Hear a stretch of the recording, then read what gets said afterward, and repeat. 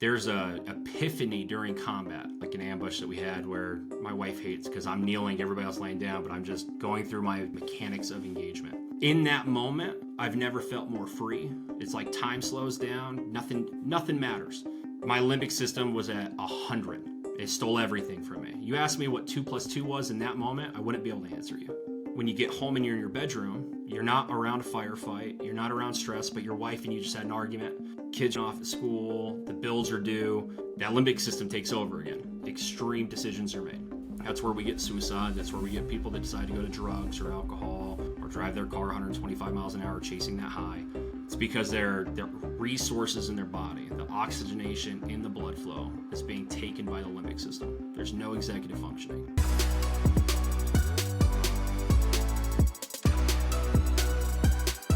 Guys, welcome back to the show. Today I've got a good friend and very smart guy. He's a very intellectually smart guy. And I'm just going to call him Doctor for the rest of this. No, I won't do that. Please don't. I need to give you shit. You don't even have Doctor on your Instagram. I know. Put Doctor on that shit. My marketing team was like, all right, it's got to go on LinkedIn at least. And I was like, it won't go on Instagram. I'm not an MD. I'm not the guy like when a plane crashes or someone dies on a plane, they're like, we need a doctor. I'm not that guy. Wrong doctor. Yeah. We can talk about some stuff, but I can't help you with your problem. Yeah, I'll talk him to death. That's one thing that might TCCC, maybe? Yeah, we can do that. But nonetheless, welcome, Dr. BRENDEN BORROWMAN. And man, we've had some really cool conversations here recently that I just had to get you on the show to share some of your information that it was interesting. And so real quick, from your military service to becoming I'll say a leader in neurotechnology. Is that what it's called technically? Neurohealth. Neurohealth? Yeah, we started off in clinic and now we're in technology. Okay. And you have, just to cut to the chase, you have a VR therapy, which is like a first-person shooter game that is helping treat PTSD with really anybody. Yeah, it treats PTSD, TBI. We just got done with the POT study. Okay. We have a pilot with Huntington Beach Fire right now on anxiety and performance. So it does a whole bunch of things. That's crazy. So I know you don't like talking about it for whatever reason, but we're going to talk about it. We're going to talk about you enlisting in the military at 17. All right. Can you let's talk, this can be like a 5-minute story of your military experience. Cause I know you'd rather talk about what you're doing now. Yeah. Perfect. We've had that conversation. Yeah, we have. I'll give the high notes. I can swear, right? Yeah. Okay. No one gives a shit. Sweet. I was a shithead teenager and got into the wrong crowd. The best kind of teenager to be if you're not the parents. Yeah. Same upbringing as most of the guys from our community. Yeah. Broken home, really fucked up 13, 14, 15, and wasn't going to graduate, had no life expectations. And then a friend of mine died, and that drove me to finding a new path. Went down to the recruiter's office, wanted to be a Navy SEAL because all the movies. The Navy recruiters laughed at me. And the Army recruiter office, Navy recruiter office shared walls. And on my way out, there was an Army recruiter. He goes, hey, we have Navy SEALs.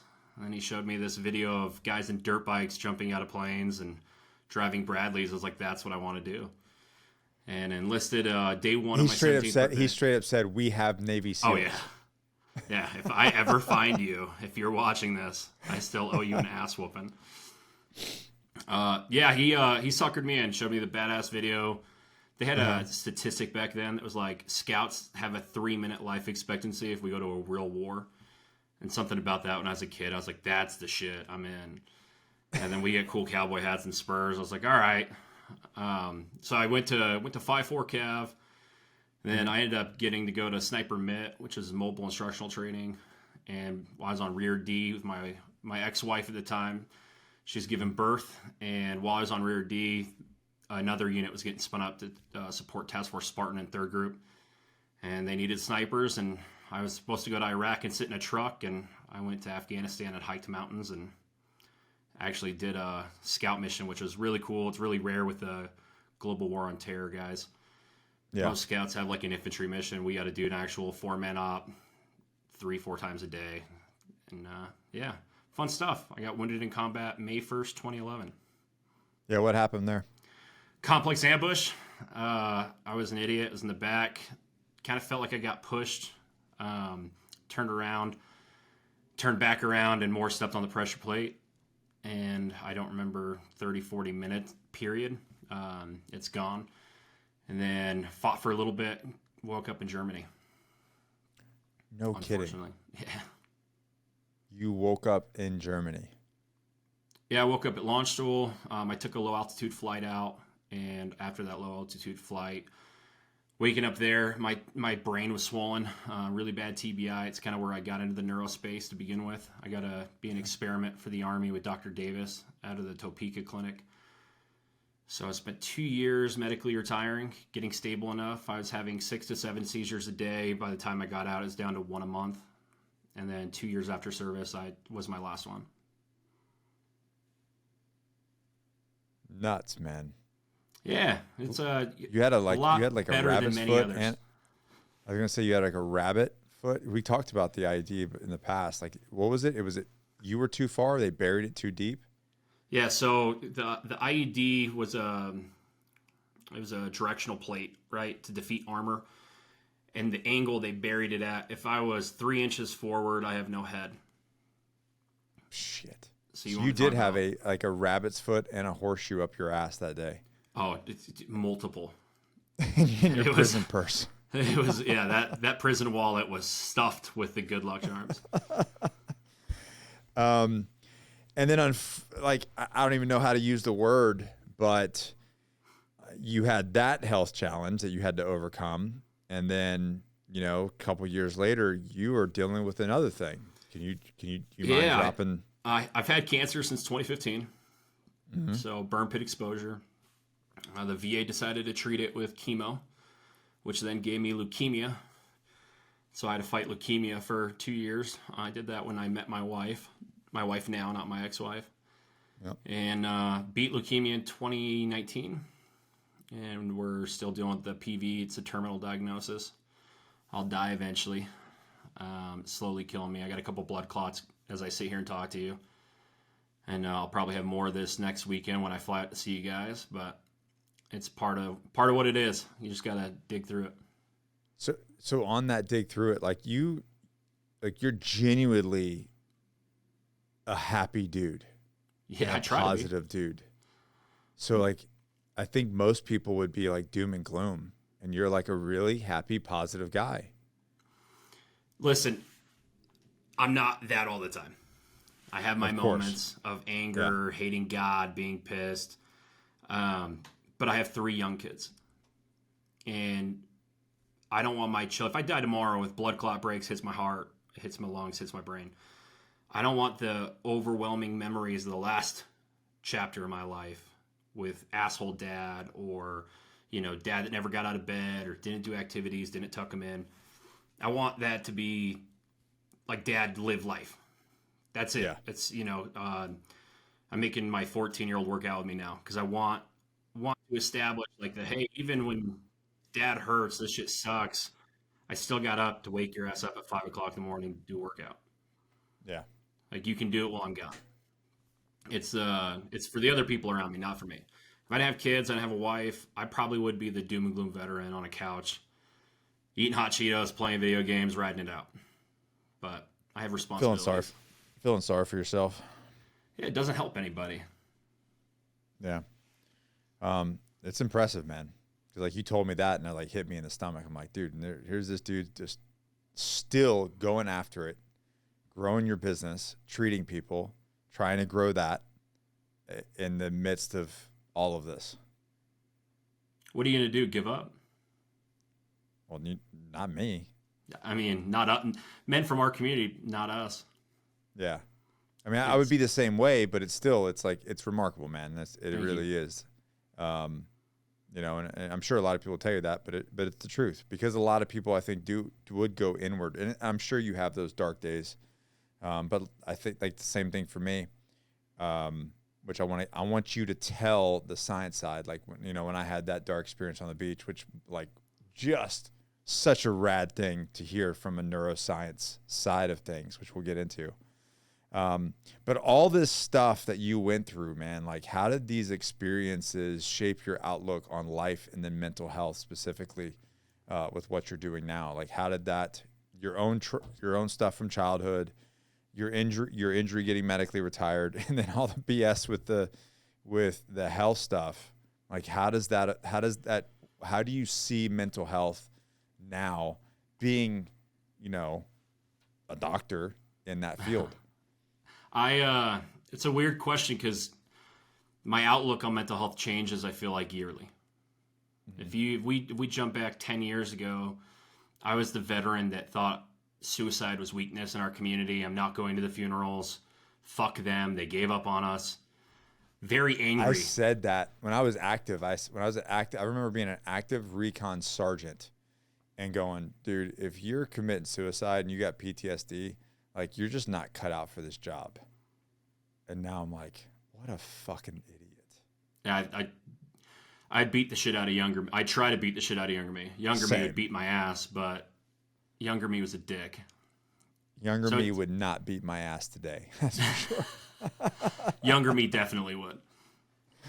But yeah, it shifts yearly. And so the more we learn about the brain, we even go back 4 years ago. I was still on this is a mental health thing. This is mental fortitude. And now we know with brain scans and studies, like now we know it's a disability. So now, like, I can't judge a suicidal veteran or someone struggling because I wouldn't judge an amputee. Right. Like it's a physical injury. It's a physical component. Suicide, there's no blood flow to the prefrontal cortex from a neurovascular coupling standpoint. We can go into that here in a little bit. Yeah. But just know it's an injury. We have people with compound fractures, and instead of fixing the bone, fixing the tissue, fixing the skin, we throw them on a treadmill and go, why aren't you getting better? And hopefully my company is starting to change the conversation in DoD. I can talk about it. We secured a contract in the Marine Corps libraries yesterday. So we'll be out in Pendleton hopefully in March, delivering a headset out there. But we have 7 bases that we're deploying to. Yeah, it's fun stuff. What I really like, Marine Corps is taking the lead. That's wild. Normally, they're the last ones to follow on projects, and they're like, hey, we're Sergeant Major Ruiz, thank you very much. If you see this, he saw this last year at Modern Day Marine. He was like, I'm in. Every Marine should have one of these. So what was your experience? Was it self? Was it our brothers killing themselves? What motivated you to take action to get your PhD? I would say both. So I got out with Can you tell me that story? Can you kind of tell me that story? When I first got out, 14 months, I lost 20 friends to suicide. Holy shit, I understand being a WTB, you're exposed to a higher risk population. Yeah. But still, to lose 20 dudes in 14 months, stupid. It shouldn't be possible. The numbers at the time did not equate to the right math. They're correct now. We're at 49 a day. We're not that 22 a day number. And that's with 32 states reporting. So it's probably close to 100. Because they don't take in like at-risk drug addictions or like overdoses or wrapping your car around a tree at 125 miles an hour. None of those get put in the suicide lump. Hangings, GSWs, that's what goes there. But all the other buckets left alone. I got really pissed off. I was in LA, I went to film school. My PTSD was pretty bad. I knew a Marine Raider, Sean, and he changed. He was a different guy. I went like 9 months not seeing the guy. Saw him in Africa, came back to the States, saw him again, and realized something was different. I asked him what it was, and he said, don't laugh at me. I was like, why shouldn't I laugh at you? He goes, I'm going to film school. And then I laughed at him, and he punched me. And decided to use my GI Bill to go to film school.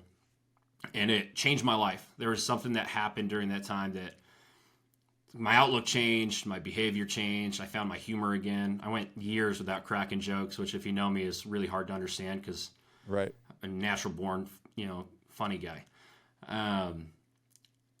everything changed over a course, probably 5 months in film school. And I wanted to know why. My cancer diagnosis hit. Kind of stepped away from the toxic film community in LA, came back to Utah. And I was like, you know what? There's got to be something here. Why did that help me? What was I doing? Try to deconstruct it. And at the time, the only research available was like Dr. Amen. And it was all electrical system components. And I looked at it like building a target package. So I thought about, like, if I was going to go abduct somebody at 2 o'clock in the morning, I want to know everything about him. I want to know daily schedule. I want to know what he eats. I want to know what his wife and his kids do. I want to know everything. So there's no surprises when we go in there. When I looked at all the brain studies, it was just electrical. No one had anything for blood. And when I asked the questions to the neurologists, a couple of them that I talked to from the military, they all said, well, the data's here. The pharmaceuticals are created to destimulate these areas. And I was like, what about blood flow? And we don't worry about that. The electrical system deregulates when we take these meds. So explain to me how the electrical system works in the brain. So from an electrical component, think of the electrical system is, the best way to do it is like talking about a car. Okay. Right? So your electrical system's your onboard computer, it's your spark plugs, it's your starter, it's your alternator, it's all the fun electrical components that make the car move. Blood flow is like gasoline and your motor oil. And I think of oxygenated deoxygenation. We had a car that had an overstimulated electrical system, but your mechanic goes, oh, I changed the spark plug, this system's better, but it won't turn on. But they never look at the gas tank. And I was like, what the hell's going on in the gas tank? So I started with an idea that there might be something in the component we weren't looking at. And at the time, there was one clinic in the world. Hold on. This is crazy. So you don't have a PhD at the time. You're just a dude like high school dropout with a GED. But like, how did you land on blood? Like, what was the thought that said, why aren't we looking at the blood flow? So I don't want to get too like religious, but you can. I did it. I don't care. I had a psilocybin experience, and that psilocybin experience, I don't know how many vets on here have done them, but it was miserable. We talk a lot about plant medicine on here. So I did a plant medicine weekend, and it was fucking horrible.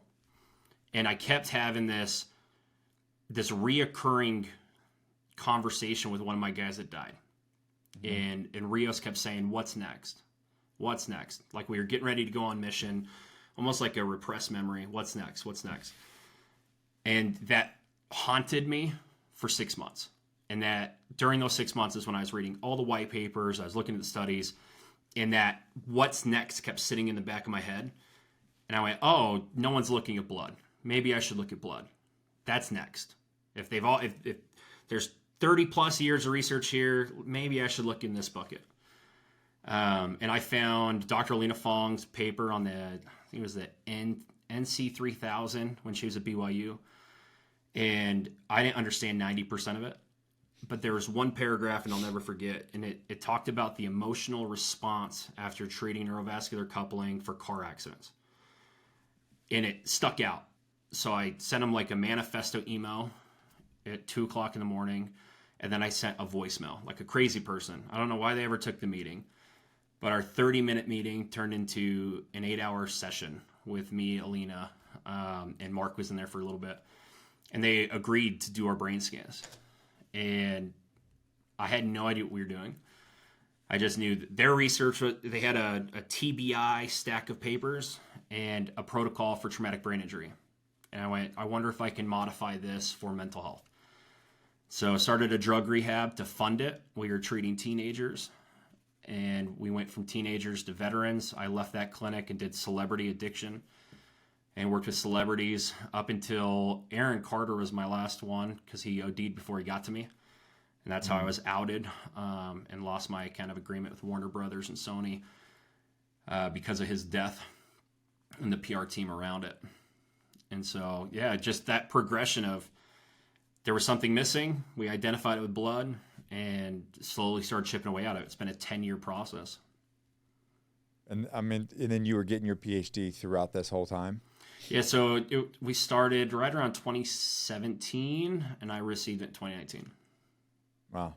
And then when did you start in Neurova Labs? Neurova. That's what it's Neurova Labs. When did you start that? Neurova Labs started December. Before This Neurova, past- I had a company called Axios, which Okay. is where we first tried to figure out VR. I had a partner, an engineer that had an idea for a back-end engine. And I don't want to say it was all fraud, but it was just an idea. Nothing ever came of it. But the one thing we learned is my modalities in clinic worked in game environment. So we started. Okay, so I guess that we don't have to talk about Neurova then. Let's talk about how you got to, how did you get from electricity to blood? Obviously, you got your PhD, and then you're like, I'm going to stimulate this. Before you explain what it is, like, take me down the road of like, how did you get to VR? It's going to sound stupid. I had a moment with my wife where I broke down. My cancer is overriding me. That day I had to tell a mom she couldn't afford treatment, $63,000. And it just wasn't scalable. I was working way too much. The numbers kept piling up on demand, and our success was every single person's a one-on, and I can't duplicate me. And I was just done. I had that burnout phase a lot of therapists go through, and coaches. I mean, people find this in their careers. And my wife went, "Why don't you make it scalable?" I was like, "There's no way." She goes, "Well, you play video games with your friends, put it in a video game." And she said it flippantly. And I remember going, "Oh, you just gave me permission to play video games for a career. I got it. We'll figure it out." And so it was probably about a 9-month process, and my wife regretting that conversation. And then we had our first impact study. You sunk a lot of your own personal money into this thing, right? Almost all of our wealth. So Yeah. my wife and I spent just $280,000 last year alone. We've been at it for a decade. You got a badass wife, man. Dude, you don't have to remind me. I got lucky as hell. Yeah. So this is where you spent the money to essentially, I guess, your proof of concept to. We started off lucky. My first client was Northeastern University, their Neurova Lab. Okay. So it was first kind of developing an environment. How'd you get in with them? Connections. So through my network, I kind of put it out. This is what we're doing. Found my 2 business partners, John and Coop, and they had a business partner on another company that was at Northeastern, and kind of solidified the connections for us and made it happen. So what definitely wasn't like I went and knocked doors. It was personal connections. But that was where we started, which gave us a good foundation on how to manipulate physical modalities with a therapist and our protocol into game mechanics. And from there it evolved. Wild. If at first iteration, it looked like a piece of shit medical environment. I was like, no private will play this. I wanted to create something that one of my Joes would go back to the barracks and play. Yeah. I want everybody to hear that your network is your net worth. 100%. If you're hanging out and hiding in your living room on the couch watching Netflix, it ain't ever going to happen. Like, this dude is at everything all the time. I try to be. Yeah. I go to too many events, I think. Yeah. But dude, it pays off, man. I mean, I preach that a lot, man. I tell people, like, you got to develop your top 40. Like, that's everything in your life and connections. This whole life is about connections. Like, we can't be hiding behind the wall. So, all right. So you've got this idea that blood's gonna fix the prefrontal cortex, and then you land on an AR simulator. Break this down for us. What is this doing? How does this work? Yeah. What is the power? What is the power of VR? Let's explain the injury. So Okay. we can snapshot, go back in time. You're a caveman, and you're out foraging for food, and a cat takes your kid. Our bodies had to develop a defense mechanism to handle the stress of that environment, to procreate, to push the human genome forward. You can't stop. We used to call it the lizard brain, right? Fight, flight, freeze. Well, that worked when our old age was 30. People are living over 100 now. So the issue is our body still responds to stress in our environment the same way it did all those years ago. But we don't have an automatic process to reset it. It once it's there, it's there. The defense mechanism's there, and it gets easier and easier for the limbic system to steal the oxygenated resources from the rest of the brain to protect you emotionally to get through the event. It worked for us in firefights. I talked to tons of vets that have this. I don't know if you had the same experience, but there's a epiphany during combat. There's a video on my Instagram of like an ambush that we had where my wife hates because I'm kneeling, everybody else laying down, but I'm just going through my mechanics of engagement. In that moment, I've never felt more free.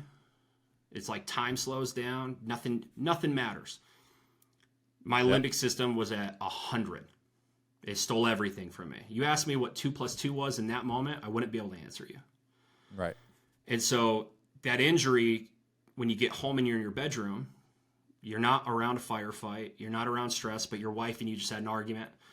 Kids are fucking off at school, the bills are due. That limbic system takes over again. And that limbic system takes over, extreme decisions are made. That's where we get suicide. That's where we get people that decide to go to drugs or alcohol or drive their car 125 miles an hour chasing that high. It's because their resources in their body, the oxygenation in the blood flow, is being taken by the limbic system. There's no executive functioning. It's completely turned off. It's called a regional steal. It was just theory until we documented it on a live Neurix scan in August. It was the first time we've ever documented a full regional steal, and then a recovery in our environment within a minute and a half. But that's the injury. Wild. I don't know if I can explain that dumber. Based off the conversations that we have, it's basically, and this is something I definitely want to talk about, is the difference between, because you hear a lot like, well, I wasn't in combat. So my trauma or my post-traumatic stress in my brain, whatever it is different than yours because I was physically abused, or I was in a car wreck, or I lost somebody close to me, etc. Can you talk about the difference between a combat injury versus? Yeah, there isn't any. Trauma's trauma. The brain doesn't know trauma from a firefight versus being a child abused by a parent or being in a car accident. The most stressful environment to you is the most stressful environment to you. And that core memory. And you have data to back this up? 100%. It's weird because we look at like the data from combat arms, special operations community. Our population has a lot of the same upbringing. So we have a lot of the same social ties of trauma pre-enlistment. But you look at some of the non-combat MOSs, right? Mm-hmm. Some of the ones that have the higher rates of suicide, like our cooks, our non-combat medical units, paperwork aid, supply. You'd be astonished to see their suicide rates next to combat rates. And I'm not going to take away from their combat experience being downrange and having the stress of rocket attack comes in, you can't respond to it. I got to respond to all of my attacks. I had choice. I could go kill the enemy. They were sitting ducks, and who knows the previous trauma they had before, or the trauma they had after they get out, and it compounds. The brain continues to steal the resources the more you're exposed to trauma. And unfortunately for the military track, you get out and it continues. But if I put 100 brain scans on the screen, 50 of them are car accidents, 25 of them are from SF guys, and 25 are from admin, and they all have a previous history of trauma, you can't tell their brain scans apart from an NVC standpoint. FNCI is where we map the blood flow doing a cognitive test in the scan. No one can tell me who the car accident is. Who's the combat vet? Who's the lady that was raped when she was 12 and has lived with that her whole life? You can't tell. The brain perceives trauma, whatever that trauma is, the exact same way. Wow. And I've always hated that thing. Like, well, I wasn't this. I'm like, dude, who's to say your issues, your pain, your injury is more than somebody else's? Like and that's obviously for me, coming up in age and, my experience with humans and helping them. I'm like, dude, it's like, you got to stop saying that kind of shit. There's no difference. And then to hear you say it from a clinical background of explaining the scans of the brain was like, there you go. There's my actual proof. So It's interesting because it seems so simple. I mean, a door kicker figured it out. Right. I don't know what to tell you. I don't know what you learn. A at Harvard, GED, people, a high school dropout, which I'm right there with you. I'm also a high school dropout with Google. I mean, Google probably hated me. Those 6 months I was reading white papers, it's all I did. My wife laughs about it because I was a recluse. I dropped everything. The family responsibilities, the relationship, everything got dropped because I got stuck into studies. And that's another thing I talk about is don't get too lost in your work because you fuck everything else up. Yeah, that's true. It's got to be priorities. I don't like the word balance. I like the word prioritization. Because I don't really believe that there's a whole lot of balance. I think you just have your priorities, man. No, you have a ride or die family that jumps in the boat with you. Yeah. If you got to get across the river, you can't leave them on the other side. That's right. I'm lucky enough to have a wife and kids that understand it. All right, so that's the injury. That's the injury. How did you, and obviously to fix that injury, you've got to get, like talking to you, your goal is to put blood back into the prefrontal cortex some way. I think I have. Boom. A little slide sheet here. Okay. So you can see on here, right, we have the neurosynapses and how it pulls glucose from the blood flow. Okay. So now you have that kind of mental picture in your head. When we have a neurosynapses, we want something to fire off. Cognitive function, divergent thinking, attention shifting. You know, there's 27 different clusters, and when we're done with this, I'll do a post on my Instagram. People are really interested. I'll post some brain scans and some stuff on it. Oxygenated blood flow carries the resources.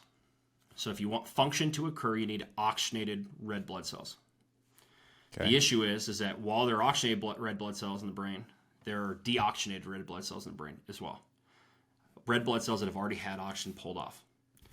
What happens is the limbic system, our emotional processing, hijacks all of the oxygenation resources because it goes, oh shit, we have to survive. We're in stress. We're in fight or flight.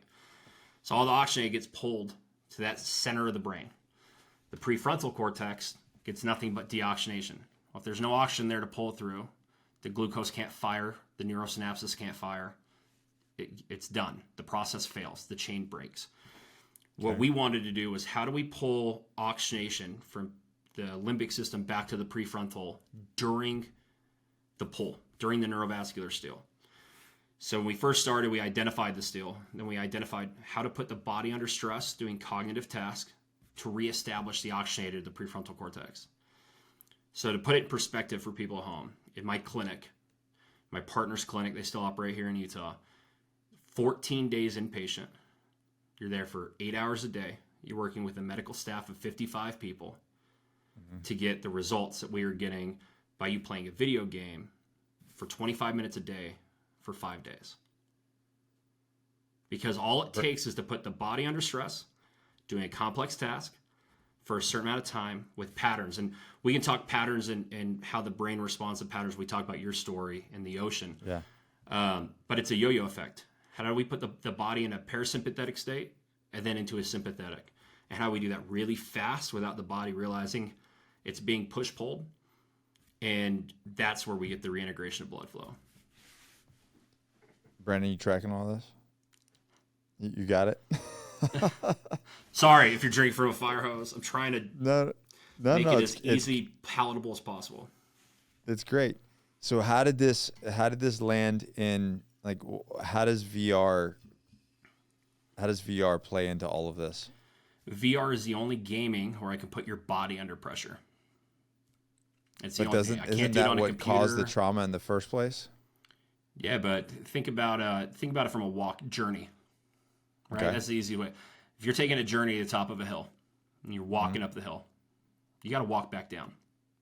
Yeah. So you put the body under pressure to get up there. The body's got to come under pressure to get out.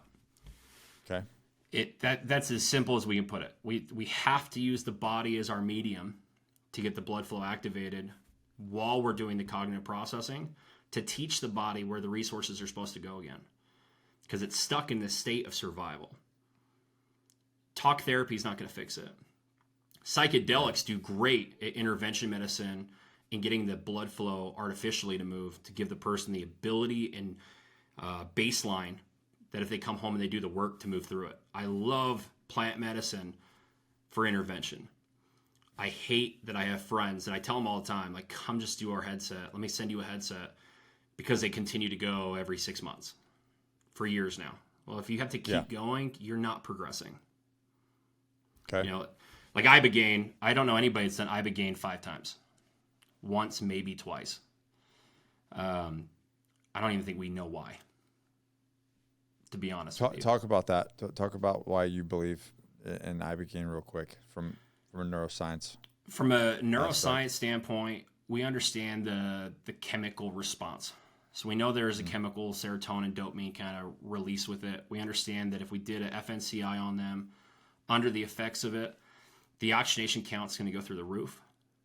So there's more resources available. But I truly believe there is something that science cannot calculate with it yet. I believe in it because I've witnessed it work for 30, 40 people who were drug addicts, alcoholics, no matter what. You could trust them in a firefight, but I never trust them at home in my wallet. And those men have changed completely. They're men I'm proud to know now. And they went down and did Ibogaine once. Yeah. And it's changed their lives. That personal understanding will outweigh the degree behind me on the wall all day. You can't argue it. Yeah. I've seen the same thing from my friends. I haven't done Ibogaine, but I've seen the results and the people that have done it. So going back to your VR. Yep. How does VR therapy work, and what makes it different from traditional post-traumatic stress or TBI treatments? So patient resistance is a thing. Our community, you get them in there with some kid that didn't experience what we experienced. Yeah. They're not going to listen. I hear from my friends that go to the VA all the time, like, you won't fucking believe the session I was in. I had a buddy call me. He's like, I didn't see his face once. He was turned to his computer typing the whole appointment. Sit-down therapy doesn't work. There's no engagement. And worst case happens is they finally get a breakthrough. You're emotionally vulnerable. And then the session ends. And they go, see you in a week. Or see you in 2 weeks. And they kick them out because they have to go to the next patient. The way it's set up fails. And you just expose this nerve. And then you're like, all right, deuces. Yeah, it's hyperfixate on what's hurting you. That always works. Tell a medic the next time he's working on somebody, hey, get the patient to focus on the missing limb. Get him to focus on the gunshot. You talk to him about everything else. And let's poke that injury. Yeah, see how that feels. Therapy's archaic. It hasn't changed since Prohibition.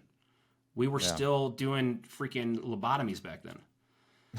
Like, right. The hell? If this was surgeon statistics, if you were to go for a knee surgery and the statistic of success was 7%, that's talk therapy in America, would you go get your knee worked on?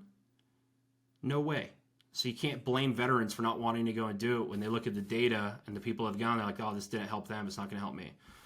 VR therapy, instead of focusing on the modality of treatment, there's 1,000 modalities for 1,000 different people. I'm focused on just the mechanical injury. How do we get the brain to a state where it can absorb the treatment and the strategies given to them in any other process? Okay. I think is the best way to explain it. So we created an environment that a private would want to play in the barracks. That's our first customer is DOD.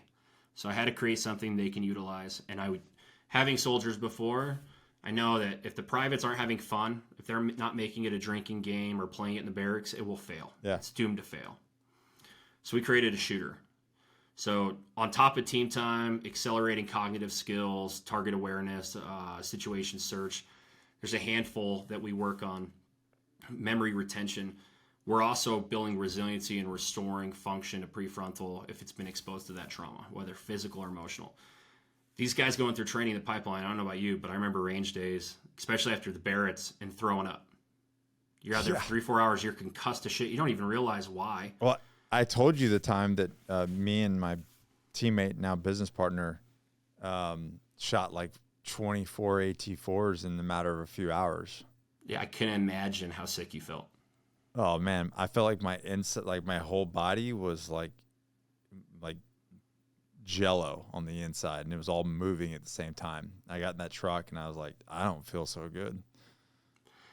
It's the exposure to overblast we're finally talking about in the DoD, I think contributes to the majority of our VA claims outside of fraud.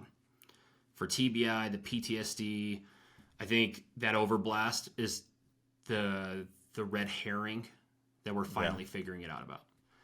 Because I know guys that never deployed, but they trained their asses off, and they're, from a neurological standpoint, they're fucked. My neurologist, I guess he was a neurologist, a brain doctor, when I went to the brain clinic. Yeah. He even threw like flashbangs, parachute openings. If a 50 cal was going off in the truck and I was a passenger in the truck, like he goes, how many flashbangs went off your feet? How many parachute openings have you had? He's like, all of those count, dude. Dude, you scared the shit out of me there when he said my brain doc threw flashbang. I was like, what the fuck doc did you go to? Got it. He was looking at exposure. I realized it after, but the way you said it, I was like, what doctor did you go to? Sorry, my doc did not throw flashbangs at me. Wow. That'd be funny, though. He would be kind of the doc that would do something like that. He was a Sounds cool guy. like Soviet medicine. Yeah, Soviet. No, so if one is good, two is better. Yeah, it's U.S. military. That's the way we. But because and the reason why he said that is this is how that conversation went. Well, I was never technically blown up directly. Okay. So like I was the vet. You know, this is over a decade ago. I was the guy that was like, well, my truck never got blown up. I was never directly under an IED, over an IED. I was IED adjacent, but I had never got launched, never got blown up, and, because he was saying you have a TBI. I'm like, I hear you saying that. And then we went down the laundry list of things, and he's like, let me break this down of how the brain works. And that's when I go, oh, there's a lot of exposure therapy or exposure issues here. I'm shocked that we don't talk about it more. I'm hopeful with Bobby getting in, Pete being the new sec def, like this is now a new focus for them. Yeah. So, I mean, I can talk about our experience talking to DoD with Biden.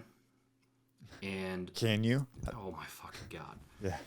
I'll give you one. What was Sleepy Joe's DoD like? I'll give you one good example because it's a tangent we'll go off on, Cliff. Sure. I went to Ukraine in October. You know that. Yeah. So for the listeners here, I went to Ukraine in October. Was consulting the Ukrainian government from the U.S. side on how to set up medical systems.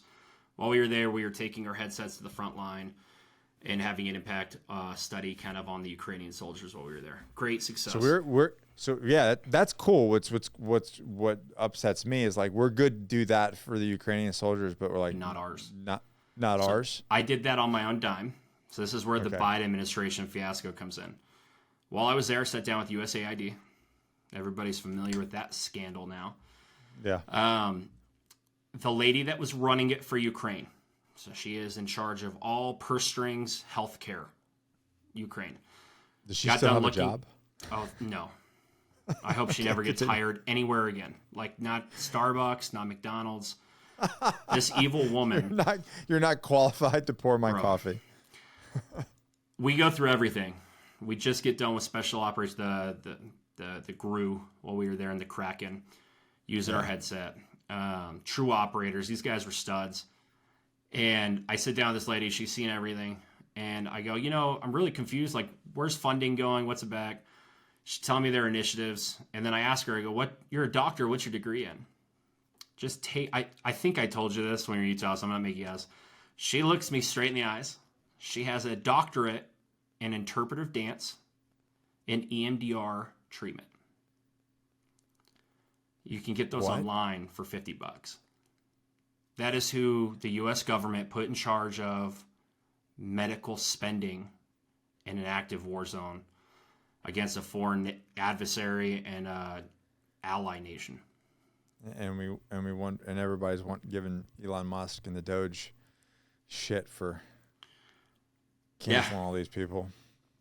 My program was not how did she put it? As accessible enough. So she was trying to get me to become way more left on our technology with the promise of scaling our deployment inside Ukraine and the U.S. Okay, and cool. we had What do you one want to meeting. do? What do you want to do in the VR? Is it like chasing butterflies and dogs or something? I have no clue. And she wouldn't tell me. Interpretive dance. Want to get on VR and do an interpretive dance? Look, I'm not saying if USAID was going to give me $100 million to make a butterfly game, I wouldn't make a butterfly game. Because then I could make a handful of other ones for our community and give them out for free. But right. I'm very happy to know she doesn't have a job anymore. That's great, man. I wish more Americans knew how bad it really was. So, dude, and I know because of being in special operations, I worked closely with USAID. I made that video and I said, "Hey guys, just so you know, like this is like I saw where the money went. I know how the game was played over there, and it's really ugly, So that's obviously a big difference between what's the current government sounding like, talking like now. So our technology, the current administration wants scalability and efficiency. Yeah. How does it work? And the Marine Corps came back with smiles and happiness that our technology fits all their check boxes that the new administration wants to see. So we're very excited for where our trajectory is heading with the current DoD. I know a lot of contractors aren't, but they were used to the gravy train of everybody. Yeah, else. how much do you want to talk about that? We can talk about whatever you want, man. Like the whole... I have a couple NDAs. There's a couple organizations and offices we can't talk about. Okay. But for the most part, big DoD we can. So there is, I don't know if it's a contract or whatever, but there is a like company, if you will. Can you talk about that? And then like company? I think they're using an Oculus. There was just a big podcast that came out about it. So, and from what I'm understanding, that it's basically fraud. Yeah, and we're talking. I think their number is about to be up. There is a couple companies, who are in the VR space who have created meditation environments, and they use eye tracking. And their eye tracking data. So there's one good eye track in the world. I believe it is Red Eye, and I think they're harmonized now. Okay. They have a doctor there. She's papered more than anybody on eye tracking in the world. She's amazing. I think the CEO name's Adam, if I'm correct. So what does eye tracking do? How is that a benefit? Yeah, so eye tracking can detect overstimulation, mental fatigue, anxiety. There's eye tracking for symptoms of TBI. Okay. There's a lot of good eye tracking can do. But this company that we're talking about utilized public studies that were not done on their platform to push this idea of this DEI training bullshit. Yeah. So we were told last year there was no money for VR or anything. Right. That was told to us specifically by an aide in the White House working for Biden. Because of Elon, it has now been exposed, and I had to delete my post because my board freaked out. We've come to find out there was a VR company who utilized public studies to support their backend, to support DEI conversations in a virtual environment, and they made $2.8 million. They deployed 13 fucking headsets in the DoD. And the headsets were Meta 3s. It cost $400. Yeah. Yeah, I'm still fucking angry. You're telling me my friends' lives aren't worth the $5 million that we asked for, but 2.8 to talk about dudes with tits in uniforms perfectly fine. What world are we living in, dude? How the hell did this happen the last 4 years, man? I went back through my emails when that hit in the morning. I was like, "There's no way." And I went back and found the one that was like, "There's no funding for VR." The only way that this makes sense to me is that it was all money laundering. They were people were just getting paid in circles. They were just like, oh, we're going to do this program, and then I'm going to get, several $1 million on the back end. It's the only thing that makes sense. Right. It's and all. It was money laundering. It's 4 years of money laundering. I don't want to accuse senators or representatives of directly, but if you're on a public salary, right, $200,000 a year at the top, how are you worth 30, 40 million? Right. Well, then we see these deals. Yeah. 13 headsets at $400 a piece for DEI training. Where the fuck did 2.8 million go? Right. Because I don't think it stayed in that CEO's pocket of that pop-up company. No. It went to pay for Pathfinders and intros. Yeah. So it's disgusting. It is, and I'm glad that the world is becoming right again, in more ways than one. So let's go back to your what's happening with your VR system? You're in a first, and I'm really stoked. You get to play it in not even a week. Yeah, no, Brandon, when's this podcast coming out? Okay, probably next Thursday. Yeah. So the day of the event, we can do a post on Instagram with you playing it. Yeah, there we go. So I'll be able to promote this thing when we're there. Perfect. So yeah, I get to play this game. So let's walk through what you see. Yeah. You start off on the back of a gun truck. Super familiar to some of us. Yeah. You grab an M4, you grab a magazine, you load it, you rack the bolt back, you shoot some practice targets just to get used to shooting in VR. Okay. The truck then opens up. You're on an airfield. It sounds super fun. I just got to say, I'm already like... You're going to have a blast. Yeah. I love playing it. I make my kids play it before they do homework. So you come out, you're on a range. We're trying to put not trying. We are putting you, sorry, Mark, if you see this, our chief medical officer. I have the data now, so I don't have to say we're trying. We are putting you in a parasympathetic state within that first 15 to 20 seconds. Okay. We're doing that with binaural sound waves. We're doing it with ocular, VOR, VORX, so a lot of your peripheral movement from inside to outside. So we're trying to calm the system down. So you're on a roller coaster. You don't have to worry about walking or moving. The truck takes you. There's some pop-up targets you want to shoot them. You can. You go up to the first bunker. This is the first therapy bunker. So every time you go into a bunker, it's a therapy bunker. So we're putting you from a parasympathetic state into a sympathetic state. And you're doing a cognitive task. So if you've ever done Dynavision, think shooting guns mixed with therapy. So the sensory motor training, Dynavision, ocular therapy, Voc rehab.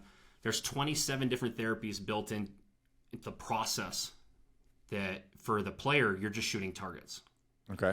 There are lights on the walls. They do different colors. They match up with light silhouettes on the torso targets. You shoot the targets. Think of a red line stress therapy they do on the space station. Mm-hmm. So every minute your day's planned, that red line keeps moving. And if you fall behind your schedule, the gap gets bigger. It's the same thing with the targets. They don't stop. It doesn't pause and wait for you. They keep going. Speed modulates based off player engagement. So that's how we're kind of mapping to where the brain's at and then bringing it up to speed. Then you go back out on the range, and then you're in your final bunker. It takes 5.5 minutes, and that's your playthrough. And you do that 5 times in a row. Do that 5 days in a row, and your brain's back to a healthy baseline. So what are you seeing? And maybe you can send me some anonymous scans or some pictures that we can throw up while we're talking. So what are you seeing? Yeah. What are you seeing before? How are you scanning the brain first? And then what are you seeing after? So to map our gameplay engagement, player engagement to brain movement, we used FNCI. So it's a pre and post brain scan. What's that? It's a functional scan of the blood flow. Okay. So you go into an MRI machine. You have a plastic controller. You take a cognitive battery test while we're doing the MRI. So we can track the blood flow movement through the entire system of your brain. Then we also did a study in August with a company called NeurX in NASA. And that study where a weird, like astronaut cat that has a bunch of different neurons on top, and we could watch the blood flow move in real time. Okay. That mapped engagement, like shooting mechanics, target identification. We have 99 of them that are mapped to blood flow response. So we know if we do and we pull lever X, Y is our outcome. So once we had that basic decision tree built out, now it's about the pattern and repetition of how we build the environment. So now we know it's like Legos, right? I know which blocks have to go in which order for how long. So it's not just like playing, like it's not the same as just playing Call of Duty on VR. No, we actually tested the current market while we had the Neurix system in August, and almost all of them destroy the brain. I've made my kids stop playing most of the games on their meta because of how bad the brain scan was coming out. Really? Oh, it was horrible. If you want to create addicts, it's great. So, but technically, they could develop a game to where it was beneficial and not. That's our whole point. Yeah. It wouldn't be hard to change the games that are on the market to be neuropositive instead of neuronegative. Yeah, but that would probably lower game time. Exactly, and that lowers profits. Yeah. So if it's not addicting anymore, you don't get a kid playing for 6 hours. Yeah. So you just mentioned you get your kids to play this game before homework. Yep. Break that down for me. Because most parents will be like, you're not playing video games until after homework. I don't know how most parents watching this homework routines go. Mine went for about an hour of me banging my head against a wall, trying to get them to focus to do the damn work. Yeah. Like, hey, it's 10 minutes of work. Just get it done. And they would twiddle and spin and go, I got to go get water. I got to go to the bathroom. Just fight it. Once we've changed, since we have the game built, they play the game. Their engagement, they come back, they're done with homework 15, 20 minutes. It's not a fight. They sit down, they just get it done.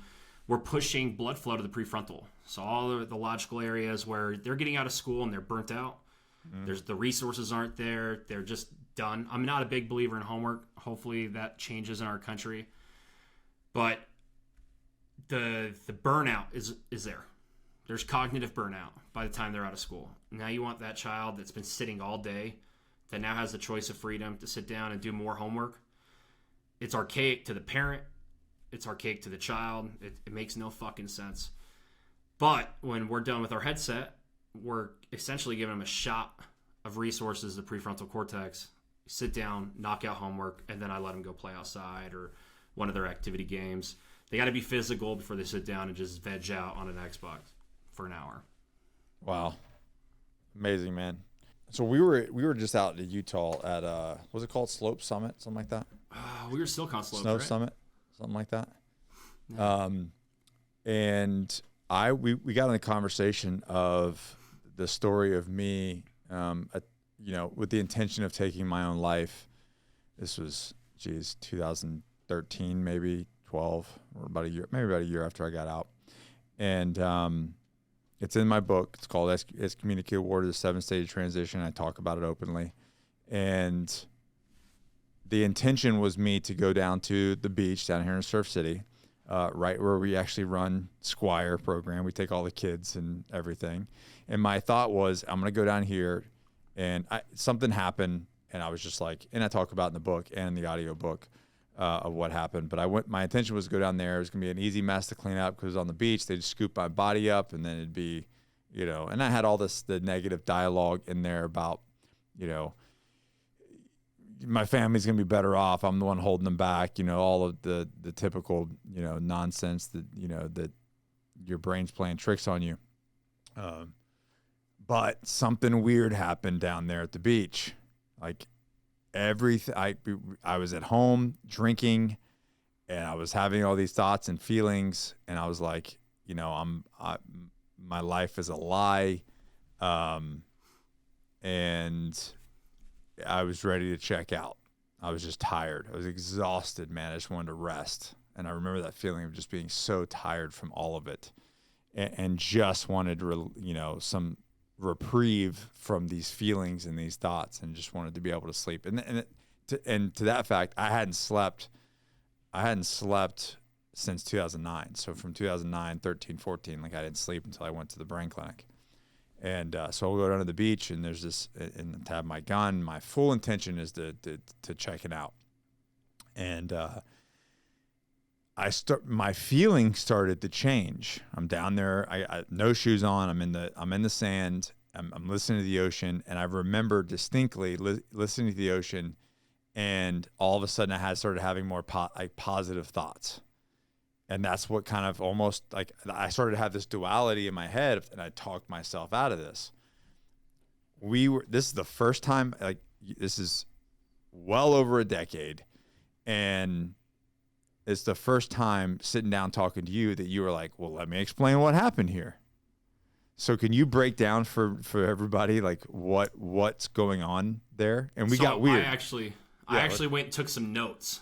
Okay. So we got done. I was like, God, let me look at some of our other studies we've done, some studies some partners have done. So I got a couple. If I'm looking to the left here, I'm looking at my bullet point list in Word. Okay. But let's talk about the very first thing that we talked about you did when you took your shoes off. Okay. Grounding, right? You grounded immediately. You had an electrical change. Oceans are known to put off ions, right? So I want to make sure I say it right because I didn't do the study. This came out of Arizona. So ocean is releasing negative ions, which increase serotonin, which boosts your mood and decrease depression. The study out of Arizona, which they had another study we talked about, which we can finish with, about the internal monologue. That study shows that they could happen as little as 2 minutes. Yep. So that's what a lot of like these brainwave clinics or these binaural beats you can get on the apps. That study is like quoted in almost all of them because they take the pattern recognition that comes out of that study and the frequencies that waves put with a binaural beat is like, this is how we accelerate our theta state. What's awesome is that for you had the perfect storm of conditions, the grounding, and you also had this history of the beach being a safe place. Yeah. So you had this calling to it. So you're already primed and open to allowing the environment to affect you, right? I truly believe you went anywhere else that day, you probably would have ended your life. Yeah, I agree. You know, you gave me your book. Thank you. And, you know, spending time, I listened to it on Audible. Yeah. In your podcast in between. I really think that the safety you built around the beach for yourself, your history at the water, in conjunction with frequency and the binaural, the theta wave, changing your chemistry in your brain saved your life. And it's exactly what we do in our VR environment. So right. You had it naturally. What we do in VR is we artificially use binaural sound waves to change from theta to alpha back and forth. What's the difference between those two things? So it comes to the brainwaves frequencies, right? The amount of hertz that we travel on. In alpha state, we're trying to engage cognition. So that's trying to get performance going. It's trying to wake up the prefrontal piece. Theta is the calm down, meditative, kind of work on self. A lot of meditation people use it in the backgrounds. It's peace. You went to an environment that naturally cultivates that environment for you, for your brain to align with, just by pattern and familiarity with the waves. Now, is that just me, or is that any human being that puts their feet in the sand and listen to waves is going to calm down? So I don't know if the waves will affect in the way it did to you without history. Okay. Right? You have to have some emotional history, but grounding works for everybody. And there are apps on your phone you can get for free that you can get access to a theta wave. You don't have to pay exorbitant amounts of money. There's YouTube videos that are like theta wave, binaural sound wave. It tells you the alternating frequencies. Throw in 2 headphones where both frequencies can play at the same time, and you're going to see a positive effect. So after our conversation, because when I travel, I listen to a white noise app, and it's Ocean. I use Ocean for white noise. And you were like, oh, I got one better for you. So you sent me an app that has this frequency, or this, what did you call it? The binaural beat. Binaural beat mixed in with the waves, right? Yeah. Have you been using it? Yes. When I travel, How do you like it? That's freaking rad, man. Yeah. It's like witchcraft to me. It is. I use it every night religiously, even here at home. My wife and I are on it. We got the boxes for my kids' rooms. I mean, it's the brain. Once we understand what it responds to, it's pretty crazy. The more you feed it that positive reinforcement, it's because we're not meant to live in these boxes with all of this electrical stuff and everything, and everything is putting off something, right? I don't know what the, radiation, frequency, something that doesn't align with the way we're supposed to be. Well, just look at LED lights. LED lights flicker, right? So you don't see the strobe effect in your normal eyes, but you film an LED in slow motion, you're going to see it flicker. What's really crazy is the frequency and the way it flickers puts you in a suggestive state.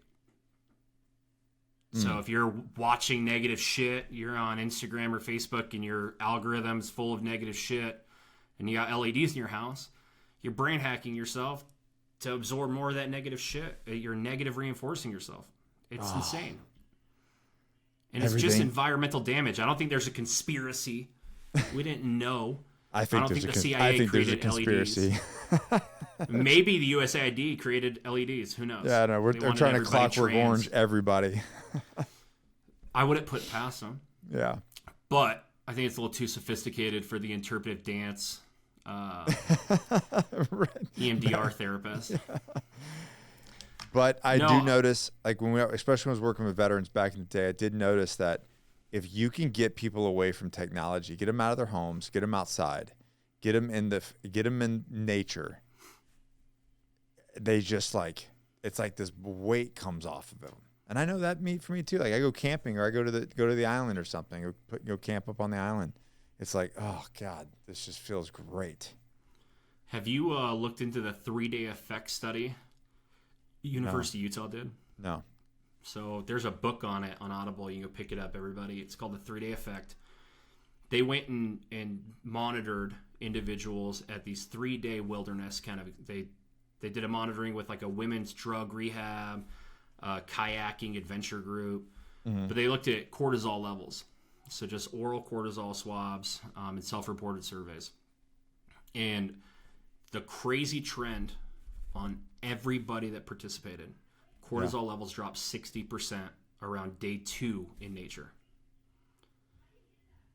Which we need a follow-on study to see if there's an effect being in this environment with all the radiation and social contamination we have from light bulbs and blue light on what happens to the cortisol production, right? Stress production in the body just from our environment.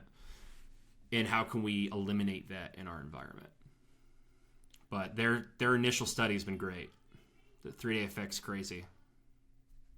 So on the whole sleep thing, if this is an issue, and you brought up blue light, I wear blue light as soon as the sun starts going down at home. I wear blue light blocking glasses. Perfect. I don't know if it helps or not, but I'm damn near going to do everything I can to sleep better, especially knowing where my brain state is back in 2013 when I hadn't slept in 9 to 13 or 9 to 14 really. I think I went to the brain clinic at 14. But what would you suggest to be able to sleep?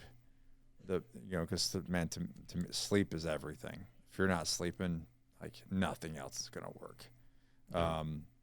So what would you suggest based off of your, experience to set people up for success there? So my first recommendation, regardless if you're sleeping well, is if you have an iPhone, I don't know if they have them on Androids, turn on the blue filter. Reduce your blue light exposure from your cell phone. Your number one exposure is going to come from your phone. People don't realize how many times they just look at their damn phone all day. Mm-hmm. You can put on your TVs at home, but unless you're sitting in front of it all day, it's not going to make a giant difference. Yeah. Blue light glasses, they have percentages. You can go to Walmart, pick some up. If you have LEDs in your environment, you work in an office building, you work somewhere there's a lot of those LED strips, pick those up. They're going to save your life. So even during the day, wear them? Even during the day. So in my opinion, if you have a reduction of blue light, we get our normal blue light from the sun. It Okay. keeps us awake. It keeps us active. Towards the end of the night, you want to reduce it so you can go into that sleep state. But the issue is if we're over inundated with it all day, your body's still primed and ramped up from that. Even if at the end of the night you put your phone away, you do your journaling, you read a book, you're like, God, I still can't go to sleep. I mean, LED lights are destroying people without them realizing it. There's studies coming out on LED lights, it feels like once a month right now. It's hopefully, when RFK's talked about it, I mean, hopefully he takes a stance on LEDs. It's disgusting. What's the better solution? I don't know if you can tell with my lights. We have the old light bulbs in our house now. The old yellow ones. It makes the house look uglier, but it doesn't affect. The old Thomas Edison light bulbs? Yeah, I mean, you look up at it and you can see the wire on fire. Yeah. Yeah, we changed all of our lights. We have the blue light filters on our phones. I have the glasses that I wear when I leave the house. If I know I'm going to a big office building, I'll be in there for a long time, I'll wear my reduction glasses. I got them for like $10 at Target. Okay. They're not expensive. So they don't need to be super expensive ones. No, not at all. Okay. You don't want to eliminate it. You just want to reduce it. So if you get a 30% blocking on your glasses, go buy them. Okay. It's 30% less than what you're experiencing now. Okay. And it also comes down to your routine. And I can't stress this enough for everybody watching. I know you talk about this. I'm preaching to the choir. Maybe your listeners too. Get a fucking routine. I know it sucks. I know it's boring. I know it's monotonous. But be structured with yourself. Yeah. If you have kids, do it for your kids. They're watching you. Right? You're married, do it for your wife. Hygiene. If you can't do it for yourself, do it for everybody around you. Yeah. But you got to structure your day. If you can't structure your whole day, structure your morning, structure your night. Yep. And that will change everything. What about lights in the room? I'm a freaking ridiculous, crazy person. Like I tape up the little green light from the smoke detector. You don't like any light. Zero. Just get an eye mask, man. I can't. I'm like, then I'm getting choked out. I feel like I'm in jiu-jitsu. I'm like, oh man, I can't do it. Yeah. Yeah. I think that's personal preference. I mean, Okay. unless you're sleeping with your lights on. I've met some adults that do that. That's weird. And TV. So for me, it's like no TVs are allowed in the bedroom. The bedroom's for sleep and sex. That's the only thing that happens in the bedroom. Everything's blacked out. And then I don't do the app. I do a fan, like an old school box fan. Really? Yeah. We do the app everywhere. Yeah. When I travel next week, I'll have the app on. Here at home, the app's on. I mean, you can't beat guaranteed binaural sound waves. Yeah. You just can't. I think Allie would be more interested in that than the box fan. Yeah, than the box fan. You should try it. I mean, it's great. My wife and kids can't sleep without them now. They don't have the sound machines. They're not sleeping. What machine do you use? I'll send it to you. It's on Amazon. Okay. Awesome. Yeah, it kind of looks like a little Alexa puck. It's white. What about red light? Is there any? I love red light. There's some truth to that. Oh, so much. There's a study that came out of Sweden, and they looked at red light in conjunction with sauna. Okay. Now, one day when I have disposable money to buy a sauna with red light, I'll have one at the home. But I go to there's a studio here where you can work out in saunas, and they have a red light sauna. And I'll try to get down there once or twice a month, spend 30 minutes in it, torture myself. If you could do it every day, do it. If you got disposable income, buy the damn red light. It's so good for you. Not just from an aesthetic skincare routine, but from just a complete stress panel hormone in your body. The studies are showing the impact is massive. So, I haven't done any personal studies on it. I just read what's out there, and we all know shit could be manipulated. Yeah. But it's looking pretty damn good right now. And then the personal testimonies of myself and everybody else uses them.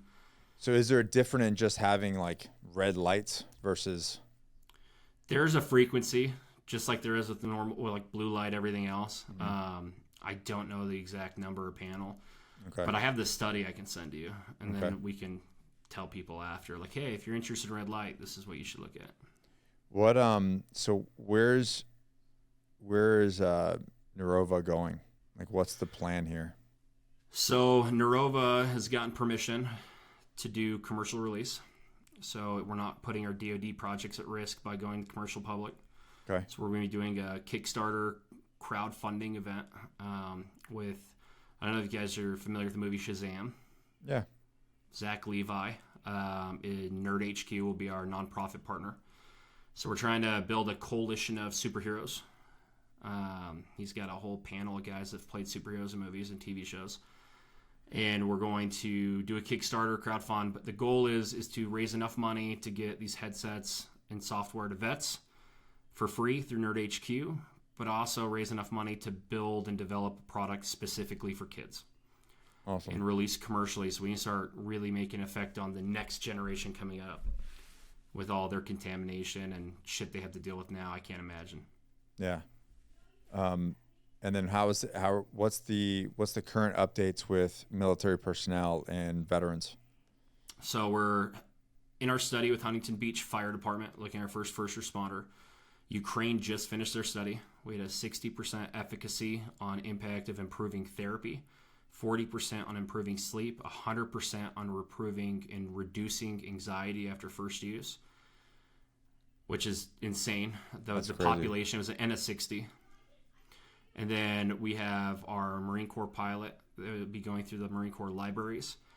It should be launching in March. So we just talked with the admin head of all Marine Corps library services, and Alon is going to be pushing that through Marine Corps. Some Marines on the West Coast, you should be having access this summer. And hopefully DoD-wide follows suit. And we're still moving forward with our DoD deployment. This has just been a wild ride for you, man, I'm sure.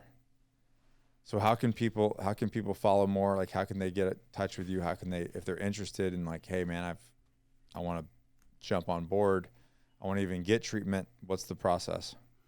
So the easiest thing right now, neurovalabs.com, or if you're a social media guy on Instagram, or Neurova Labs, or you can reach out to me directly. So I still work with veterans, still work with everybody else as much as I can, and if I don't have bandwidth, I push into our team. And it's BRENDEN Grizz, or Grizz BRENDEN. God, I don't know my Instagram, man. We'll put it down there. It's put it down It's there. On the screen right now as we're talking. Right. My Brandon? Instagram's on the screen, or LinkedIn. Those are the two easiest ways to get a hold of me. I check them better than I check my text. Excellent, man. And if somebody wants to support, they guess follow you, and then Neurova Labs, and then you'll be launching something here soon for commercial, which is exciting. Trying to change the world, man. Dude, it's just the stuff that you showed me is wild. It is just absolutely wild that you're doing this with a VR video game, and I cannot wait to do it myself here next week. So, dude, it's gonna be a blast. Yeah, thanks for coming on, and I'll see you in a week at the Corps Medical Military Appreciation Weekend. Thanks for having me on. When everybody sees it, I guess we'll do a live on Instagram and let everybody watch you play. Yeah. And then, guys, go give this guy a follow, man. Go check out Neurova Labs. They really are. They are pushing the fight, and I've watched them, over the past probably year, really just hammer down. And he doesn't have to. He does. That's great. You don't have to do this, but you choose to. And right. Yeah. If not me, then who? Yeah, exactly. All right, guys. Thanks for tuning in, man. And thanks for having me, brother. Drop us in some comments, and we'll see you in the next one. Peace.